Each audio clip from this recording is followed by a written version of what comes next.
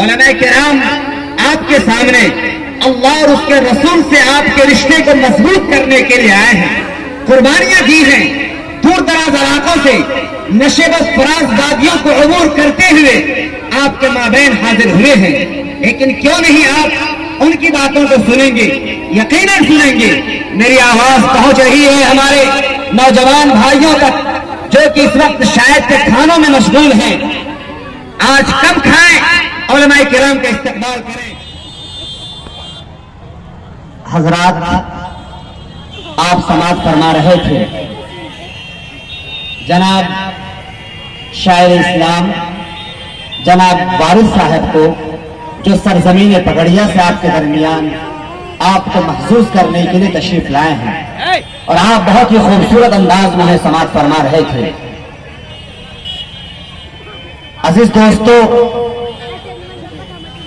آج میں آپ کے سامنے چند باتیں علماء کرام کی تقاریر سے پہلے پیش کرنا چاہوں گا کہ ایک طرف آپ کے سامنے قرآن ہے اور اللہ کے نبی کی حدیث ہے، اور ایک طرف مغربی تہذیب ہے۔ میری باتوں کو بغیر سماعت فرمانے کی کوشش کریں۔ آپ نے پیٹرول خرچ کیا ہے، رات کی قربانی دی ہے، گھر چھوڑ کر یہاں آئے ہیں، کچھ باتیں لے کر جائیں گے اور اپنے آخرت کو سنواریں گے۔ ایک طرف اللہ ہے، رسول ہے، وہیں دوسری طرف مغربی تہذیب ہے، ننگا ناچ ہے، عریانیت ہے، ہیرو اور ہیروئنز کے گانے ہیں، ان کے ڈانس ہیں۔ سوال یہ ہے، آپ کن کی تقلید کریں گے؟ کن کی باتوں کو مانیں گے؟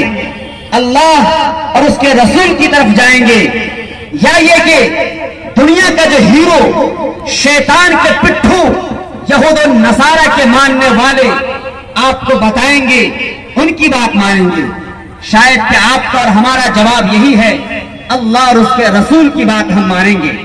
علماء کرام آپ کے سامنے اللہ اور اس کے رسول سے آپ کے رشتے کو مضبوط کرنے کے لیے آئے ہیں، قربانیاں دی ہیں، دور دراز علاقوں سے نشیب فراز وادیوں کو عبور کرتے ہوئے آپ کے مابین حاضر ہوئے ہیں، لیکن کیوں نہیں آپ ان کی باتوں کو سنیں گے؟ یقیناً سنیں گے۔ میری آواز پہنچ رہی ہے ہمارے نوجوان بھائیوں تک جو کہ اس وقت شاید کے کھانوں میں مشغول ہیں، آج کم کھائیں، علماء کرام کا استقبال کریں۔ آج آپ کو بتایا جائے گا ہمارے نبی کی زندگی کیا تھی، مکی زندگی کیا تھی، ہمارے نبی نے سرزمین مکے میں کس طرح زندگی گزاری، ہمارے نبی نے سرزمین مدینہ میں کس طرح زندگی گزاری۔ ہمارے نبی ہمارے لیے آئیڈیل ہیں، ہمارے لیے اسوہ ہیں، ہمیں اپنی زندگی کس طرح گزارنی ہے۔ ان تمام موضوعات کو مد نظر رکھتے ہوئے علماء کرام کو ہم آپ کے روبرو کریں گے۔ انہیں علماء کرام کے کڑیوں میں سے سب سے پہلی کڑی جناب مولانا عنایت اللہ صاحب ہیں۔